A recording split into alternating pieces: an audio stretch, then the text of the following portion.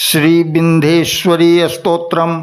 निशुम्भशुम्भमर्दनीं प्रचण्डमुण्डखण्डनीं वने रणे प्रकाशनीं भजामि विन्ध्यवासिनीं त्रिशूलमुण्डधारणीं धराविघातहारणीं गृहे गृहे निवासिनीं भजामि विन्ध्यवासिनीं दरिद्रदुःखहारणीं सदा विभूतिकारणीं वियोगशोकहारणीं भजामि विन्ध्यवासिनीं लसत्सुलोललोचनं लतासदम्बरप्रदां कपालशूलधारणीं भजामि विन्ध्यवासिनीं कराब्जदानदाधरां शिवां प्रदायिनीं वरावराननां शुभां भजामि विन्ध्यवासिनीं ऋषीन्द्रजामनीप्रदं त्रिधा स्वरूपधारणीं जले थले निवासिनीं भजामि विन्ध्यवासिनीं विशिष्टसृष्टिकारणीं विशालरूपधारणीं महोदरे विशालिनीं भजामि विन्ध्यवासिनीं पुरन्दरादिसेवितां मुरादिवंशखण्डिनीं विशुद्धबुद्धिकारणीं भजामि विन्ध्यवासिनीम्